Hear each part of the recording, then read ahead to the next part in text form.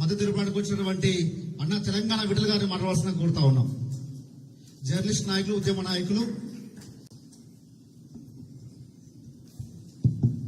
జై తెలంగాణ. ముందుగా ఖమ్మం జిల్లా భూమిపుత్రుడుగా నాకన్నా ముందు అక్క అక్కడికి వెళ్ళింది. యాక్చువల్గా మేమందరం ఉండాల్సి ఉంటే నాకు ఆరోగ్య కారణాల రీత్యా నేను వెళ్ళలేదు.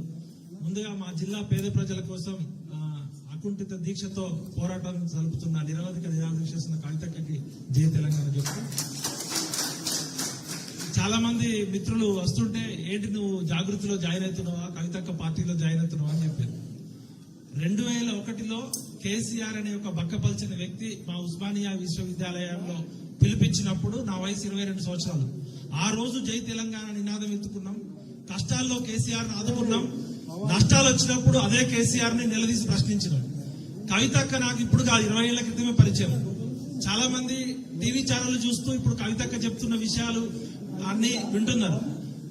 దయచేసి డిస్టర్బ్ చేయకండి. ఇది నేను రాజకీయం కోసమో మోమాటం కోసమో చెప్పట్లేదు. కవితక్క పుట్టింది కేసీఆర్ కుటుంబంలో కావచ్చు, కానీ ఒక మామూలు మహిళ ఎన్ని కష్టాలు పడ్డదో నాకు అన్ని ప్రత్యక్షంగా తెలుసు. ఎందుకంటే కవితక్క అమెరికా నుంచి వచ్చినాక తెలంగాణ పౌర సమాజం నుంచి ఒక పేపర్ ఛానల్ పెట్టాలని చెప్పి నేను పరిచయం కావడం జరిగింది. ఆ కష్టాలు నష్టాలు అన్ని తర్వాత చెప్తా. గానీ ఈ రోజు నేను ఇక్కడికి రావడానికి ప్రధాన కారణం కేసీఆర్ కూతురుగా తాను రాజకీయాల్లోకి రావచ్చు, తెలంగాణ జాగృతిగా మనం పరిచయం కావచ్చు, బతుకమ్మగా పరిచయం కావచ్చు. కానీ ఈ రోజు తెలంగాణ కష్టాల్లో ఉంటే ఏ రాజకీయ పార్టీ పోరాటం చేయకుండా ఓన్లీ నుమాయిష్, మన నాంపల్లిలో ఎగ్జిబిషన్ జరిగినట్టు ఎగ్జిబిషన్ కి పోయొచ్చినట్టు పోయేస్తున్నారు. నిన్న నేను 12 గంటలకి ఖమ్మం చేరుకొని అక్కడ దీక్షా శిబిరం దగ్గర గాని అంబేద్కర్ భవన్ దగ్గర ఉంటే, నేను ఒక మామూలు మధ్యతరగతి కుటుంబంలో పుట్టి నాకు కూడా సొంత ఇల్లు లేదు. అలాంటి నేనే ఒక 5-6 గంటలు అక్కడ ఉండలేకపోయినా. ఇంతింతలావు దద్దులు, విపరీతమైన మురుగు కంపు, అంటే అక్కడ కనీసం పీల్చడానికి కూడా అక్కడ గాలి కూడా సరైన లేదు. అలాంటి దగ్గర 24 అవర్స్ ఉండడమే కాకుండా అక్కడ బాధితులు మాట్లాడిన విషయాలు చూస్తే మనము స్వాతంత్ర భారతదేశంలో ఉన్నామా, గొర్రెలు బర్రెలు లాగా వాళ్ళని గొడ్ల కొట్టల్లో తొలినట్టు తోలేరు. నాకే బాధ అనిపించింది. అలాంటిది అక్క, మీకు హ్యాట్స్ ఆఫ్. రాజకీయాలు, సమాజం ఏమనుకుంటే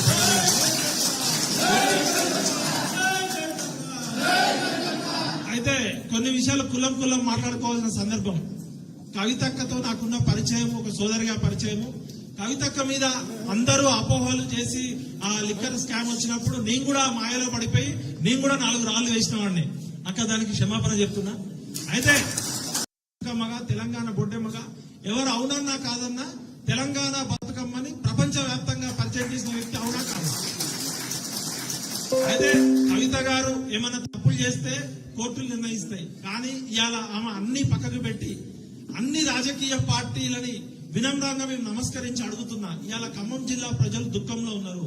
మంది కొంపలు కూల్చే మంత్రులు, 3 మంత్రులు అక్కడ, మంది కొంపలు కూల్చే ముఖ్యమంత్రులు ఇవాళ తెలంగాణని రాక్షసులు రామాయణ మహాభారత కాలంలో ఉన్నారని విన్నాం. కానీ ఇలా ఖమ్మం జిల్లా వెలుగుమట్లలో 3 రాక్షసులు ఆ పేద ప్రజల ఉసురు తీసుకుంటున్నారు.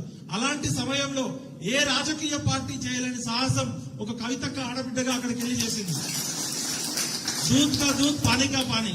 కవితక్క మంచి చేస్తే నెత్తిన పెట్టుకున్నాం, కవితక్క తప్పు చేస్తే బరాబర్ అడుగుతాం. కాబట్టి కవితక్క ఈ రోజు ఇక్కడ ఒక జాగృతి పార్టీలో జాయిన్ కావడానికో, జాగృతి సంస్థలో జాయిన్ కావడానికో, కవితక్క డప్పు కొట్టడానికో నేను ఇక్కడ రాలే. కవితక్క మంచి పని చేస్తుందని నా హృదయపూర్వకంగా నమ్మి ఇక్కడికి రావడం నా బాధ్యత కాబట్టి వచ్చాను. చాలా మంది మా జర్నలిస్టు మిత్రులు, లేకపోతే కేసీఆర్ కుటుంబాన్ని వ్యతిరేకించే మిత్రులు, లేకపోతే కవితక్క అంటే పడనోళ్ళు చాలా మంది బిడ్డలు కూడా అమ్ముడు పోయిండు, ట్రోలింగ్ స్టార్ట్ చేస్తారు. మీరు ఎవరేమనుకో అనుకుంటారా భయ్, నా మనస్సాక్షికి నేను సాక్ష్యం. ఒకటే చెప్తున్నా, మోహరించిన సైన్యాలనైనా ఆపవచ్చు, కానీ ముహూర్త వాసనమైన ఆలోచనలు ఎవరూ ఆపలేరు. ఈ రోజు తెలంగాణ ప్రమాదంలో ఉంది, తెలంగాణ ఆపదలో ఉంది. మనందరం చేయలేని ఒక సాహసమైన ప్రక్రియ 24 గంటల పాటు ఖమ్మంలో ఉండి చుక్క నీరు కూడా